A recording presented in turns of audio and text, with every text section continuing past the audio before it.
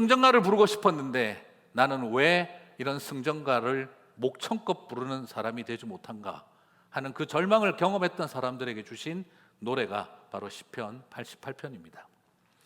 마을렛 르안노스에 맞춘 노래, 가장 고통스러운 질병과 절망과 낙심을 가진 이들을 위한 노래. 이 노래 시편 88편에는 희망의 단어가 한 글자도 보이지를 않습니다.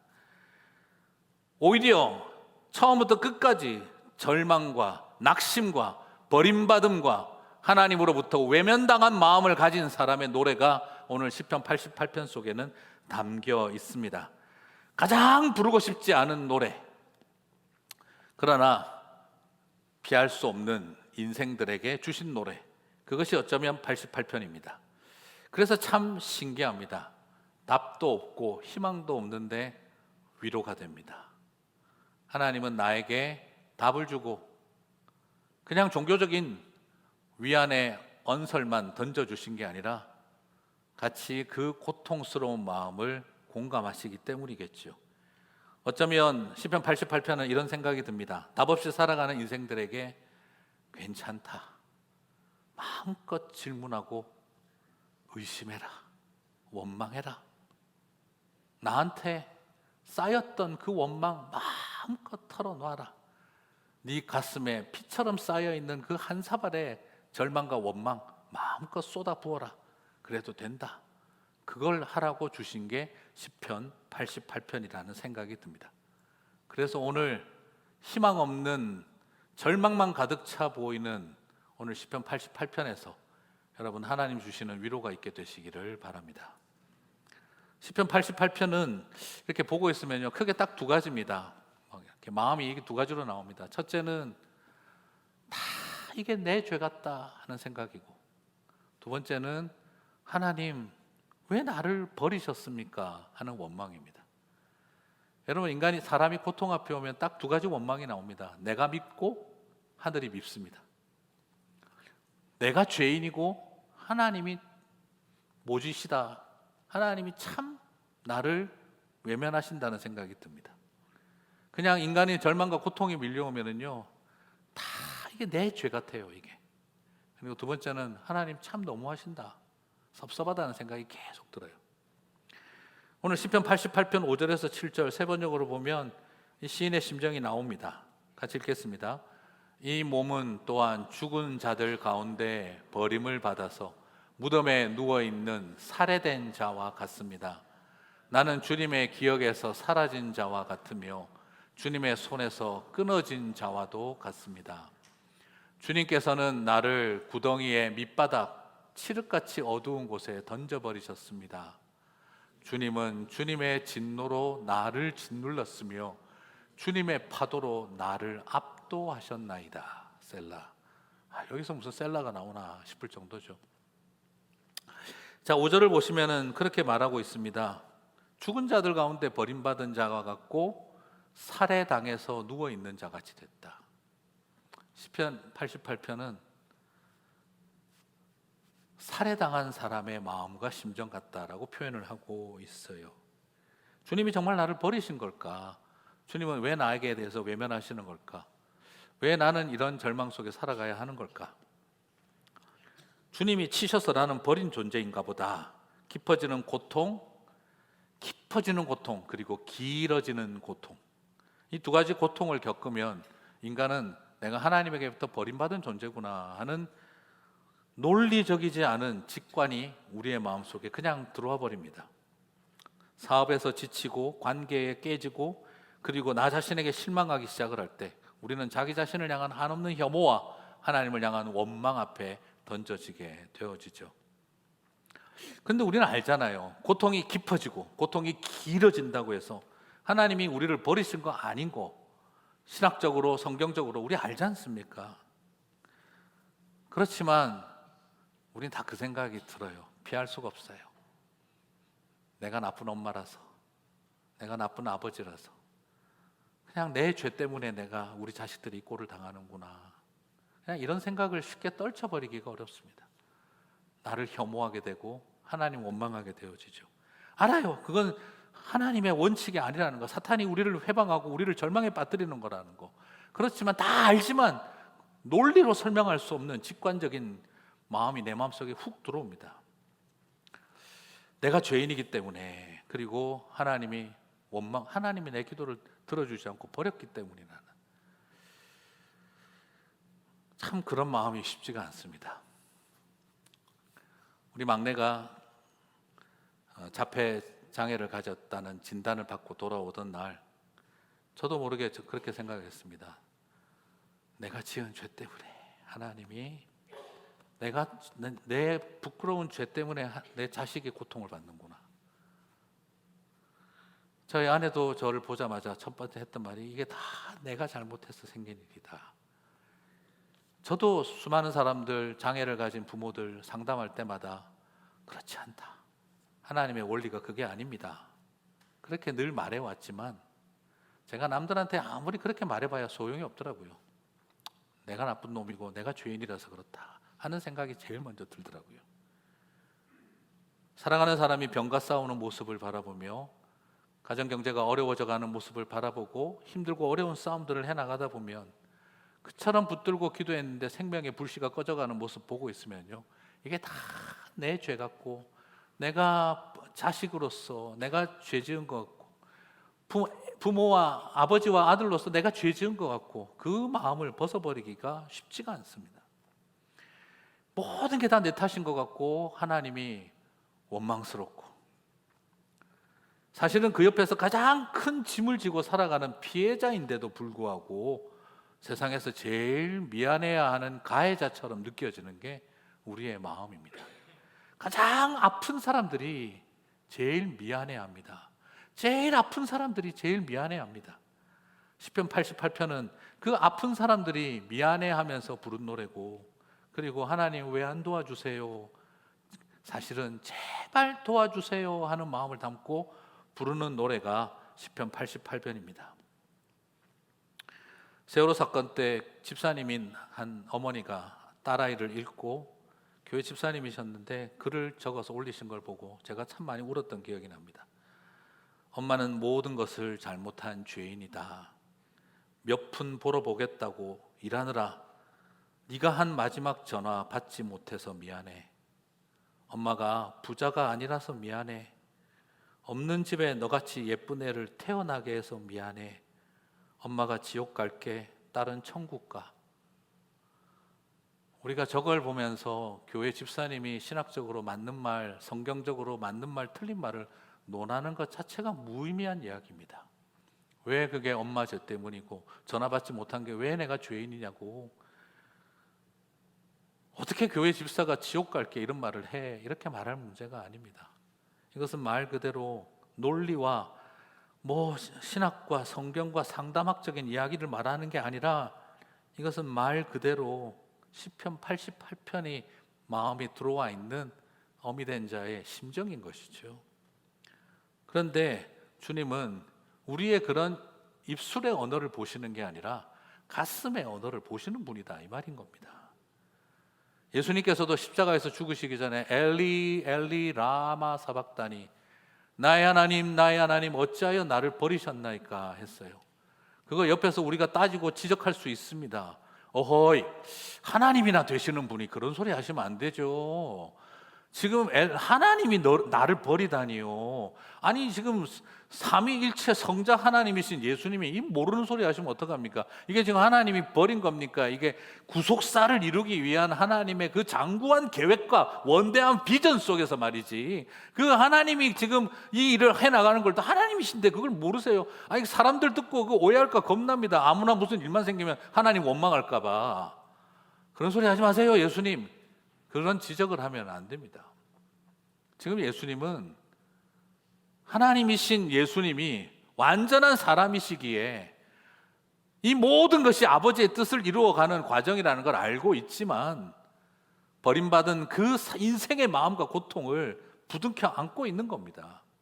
그것을 바라보고 엘리 엘리 라마 사박다니를 하며 이 땅에서 버림받은 것 같은 마음과 절망을 안고 살아가는 백성들과 함께 공감하고 계신 것이죠. 거기에서 종교적인 훈수를 두려고 하는 것이 아닙니다. 젊은 날 사별한 남편을 둔 아내, 거기에 가서 하나님 앞에 인생을 드렸으면 말이야. 그런 거 너무 그렇게 마음 쓰고 살아가지 마. 장애를 갖고 태어난 아이를 바라보고 울고 있는 엄마에게 사랑하는 사람이 떠나는 것을 지켜봐야 했던 배우자와 가족들한테 가서 이거 다 하나님 뜻이 있고 계획이 있으니까 그렇게 종교적인 훈수를 뜨는 것이, 그것이 결코 아름다운 모습이 아닙니다. 그것은 폭력이 되는 것이죠. 오히려 시편 88편을 함께 읽으며 울어주는 사람들, 여러분, 이것이 하나도 희망이 보이지 않지만 그 속에 우리를 아시는 하나님의 마음이 있고 예수님의 마음이 있는 것을 바라볼 때 거기에서 진짜 위로가 나오는 것입니다. 가끔씩 너무 답답한 것은 종교적인 훈수를 쉽게 던지는 분들.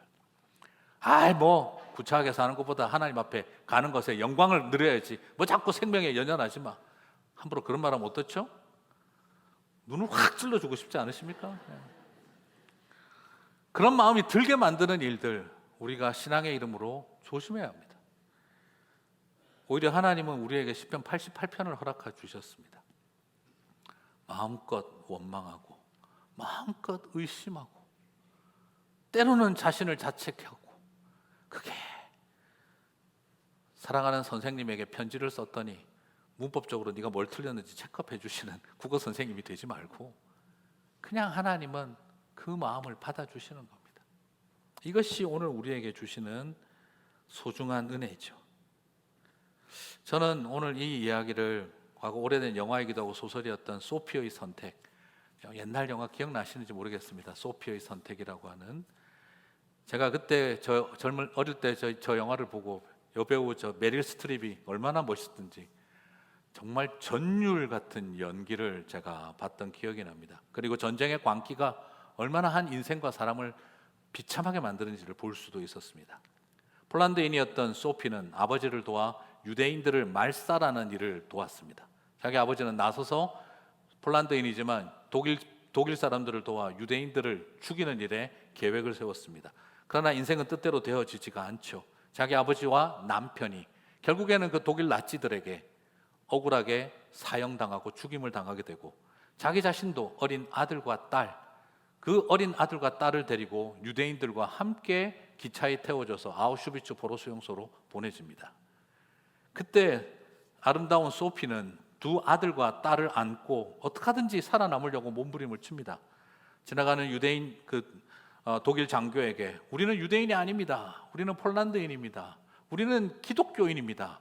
우리 아이들과는 세례를 받은 기독교인들입니다. 우리를 살려주십시오 하고 소리를 칩니다. 너무너무 아름다운 소피를 본 독일 장교는 아주 잔인하고 비인간적인 제안을 합니다. 그래? 그렇다면 둘 중에 하나는 살려주마.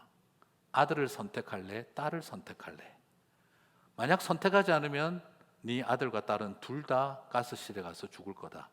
그러나 네가 한 사람만 선택하면 그 사람은 살려줄게. 아들을 선택할래? 딸을 선택할래?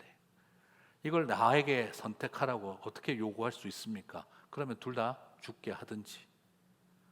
둘 다 죽게 할래? 아들을 살릴래? 딸을 살릴래?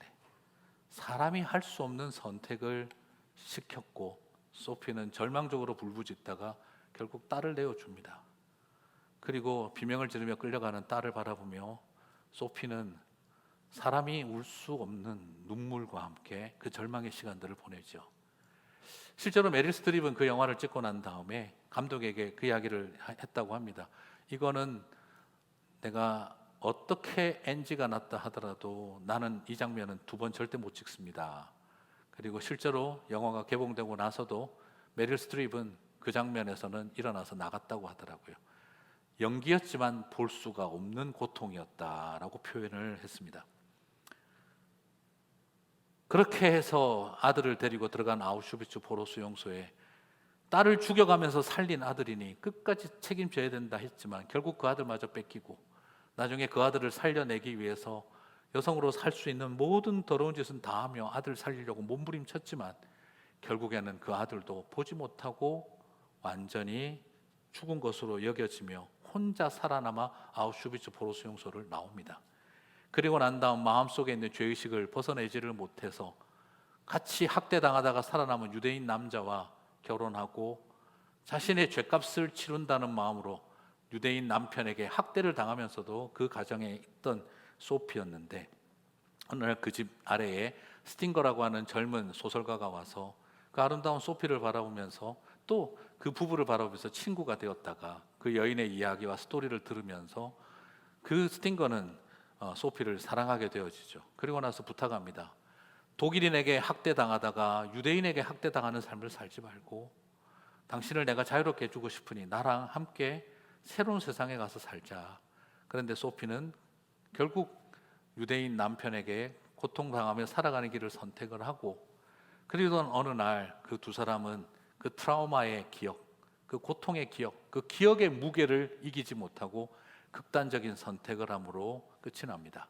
그때 마지막 그 젊은 소설가 스팅거가 친구였으며 연인이었고 또 친구였던 그 유대인 남편의 두 사람의 무덤을 장례를 치르러 갈 때 그 옆에 평생 노예로 살아왔던 아프리카계 흑인 여성이, 아프리칸 아메리칸 흑인 여성이 그 눈물을 흘리고 있는 스팅거에게 시편 88편 18절을 읽어줍니다. 주님께서 내 사랑하는 사람들, 연인과 이웃, 친구를 내게서 떼어놓으셨으니 오직 어둠만이 나의 친구입니다. 이 성경 구절을 그 스팅거에게 읽어주고, 그 스팅거는 그 두 사람의 장례를 치르고 돌아오며 바로 이 성경 구절을 보며 눈물을 흘리면서 그 영화의 장면이 끝나던 것을 기억합니다.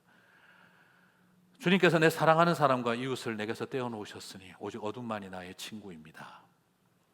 저는 이것을 바라보면서 너무 어둡다. 그리고 그 여성은, 그 흑인 여성은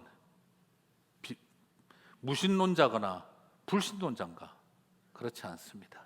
바로 사랑하는 사람들, 자녀들을 노예 인생 살아오면서 빼앗기고 죽고 그리고 거절당하며 살아왔던 삶의 자리에서 그 여인은 시편 88편 속에 담겨있는 우리의 고통과 절망을 아는 예수 그리스도를 만났기 때문에 바로 스팅거에게 그 말씀을 주었던 것이죠.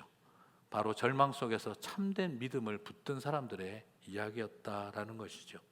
그래서 여러분, 초대교회는 수많은 핍박과 고통과 절망 속에 사랑하는 사람들이 콜로세움 경기장에 사자밥이 되고, 그리고 네로의 광기에 희생당하는 모습을 바라보고 살아왔던 초대교회 사람들은요, 그래서 고난주간 굿 프라이데이, 성금요일 때마다 그들은 시편 88편을 모두가 다 읽으면서 묵상하는 시간을 가졌다고 합니다. 그래서 성금요일, 초대교회의 핍박 가운데 있던 성도들은 성금요일마다 그 프라이데이 서비스 때마다 그들은 시편 88편을 읽으며 주님의 고난을, 이것은 우리의 절망과 아픔만이 아니라 우리의 아픔과 절망을 누구보다 잘 아시는 주님의 고독과 외로움입니다. 그래서 그들은 늘 시편 88편을 묵상했다고 합니다. 예수님의 십자가와 고난에 대한 장엄한 신학적인 성찰과 인간적인 그런 놀라운 희생 정신에 대한 웅변적인 설교보다는 오히려 버림받은 자의 고통, 그 아픔 속에서 철저한 어둠만이 나의 친구로 남았다, 사랑하는 제자들도 나를 버리고 떠났고 사랑하는 제자도 나를 배신하였다는 그 절망의 자리에 서 있으면서 예수님이 가슴에 있었던 어둠만이 나의 친구인가 하는 그 질문을 던졌던 예수님의 마음이 바로 우리들과 연결된다는 걸 초대교회 성도들은 알았던 것이죠. 그래서 쉽게 해피엔딩으로 끝나는 기승전 복이 아니라 가장 깊은 절망을 위로와 소망으로 오히려 붙들었던 것이 하나님의 백성들의 이야기였습니다. 저는 이번에 예루살렘 순례를 가면서 저에게 가장 큰 눈물을 주었던 것이 베드로 통곡교회였습니다. 가야바의 뒤뜰이었죠. 그런 순례를 갔다 오고 나면 은근히 그런 기대 있잖아요. 뭔가 이걸 쫙 끝내고 나면 하나님이 나한테 뭔가 팍 좋은 걸 주시겠지, 뭔가 하나님이 굉장히 대단한 걸 주시겠지, 뭔가 큰 깨달음을 주시겠지, 뭐 막연한 그런 기대감을 가지고 순례를 마치고 오면 좋은 일들이 기다리고 있을 거야. 그런데 하나님은 그 과정을 통해서 성령께서 제 마음에 계속 여러 가지를 오히려 보게 하셨는데, 저에게 가장 큰 은혜가 되었던 곳이 바로 이곳이었습니다. 저는 베드로의 통곡을 배우러 갔다 생각을 했는데 알고 보니 거기가 가야바의 집이기도 했고, 거기에는 지하 감옥이 있었습니다. 지하 감옥이 있는데 그냥 보통 일반적인 감옥도 있는데 예수님이 갇히셨을 것으로 추정되는 감옥이 있는데 그게 보면 이게 구멍이 뻥 뚫려 있어요. 위에 땅에. 그리고 사람 하나 들어갈 만한 둥그런 그게 있고 그 밑으로 한 4m, 5m 정도의 굴을 파서 거기를 감옥으로 사용했다는 거예요. 요즘은 이제 그 옆에 나중에도 영상 보시겠지만 한 2개 정도 이렇게 뚫려서 빛이 더 들어오게 돼 있지만 그 당시에는 완전히 암흑이고 위에 딱 구멍 저거 하나만 나 있었다고 합니다. 거기에 어떻게 달아맸냐 그러면 그냥 감옥에 들어가서 이렇게 갇혀 있는 게 아니라 어깨하고 팔과 목에 아주 단단한 줄을 꽉 묶어서 그 4m, 5m 밑으로 달아내렸다는 거예요. 그래서 바닥에 발을 닿게 하기도 하고 닿지 않게 살짝 띄워서 공포감과 두려움, 공중에 떠 있는 느낌, 그러면서 밧줄로 어깨와 목과 그리고 가슴을 완전히 단단히 결박해서 내려보내면 웬만한 사람들이 견뎌내지를 못하는 고문이 된다는 겁니다. 살을 파고 들어가는 그 줄의 고통과 그리고 터지고 피가 흐르고 퉁퉁 붓는 그런 경험들을 그곳에서 겪는 것이죠. 그저 그냥 감옥에나 있으셨겠지 생각을 했는데 예수님이 십자가를 지실 때 초죽음이 되어 체력적으로 감당을 못할 정도로 힘들었던 이유가 저 감옥에서 채찍보다도 더 힘든 무언의 고통들을 경험했구나 하는 것이었습니다. 어쩌면 예수님께서 베드로에게 하신 말씀처럼 젊어서는 네가 마음껏 살았으나 나중에 너에게 띠를 띄우고 그 말이 저 말이었을 것으로 추정하는 사람들도 있습니다. 그래서 감옥 아래에 들어가게 되어졌는데 그 계단을 내려서 한 5m를 제가 내려가서 같이 가셨던 분들하고 가만히 있는데 그냥 너무너무 마음이 먹먹하더라고요. 그곳에서 우리가 찬양을 부르고 오늘 시편 88편을 같이 읽었었어요. 다음 영상 한번 보여주시죠.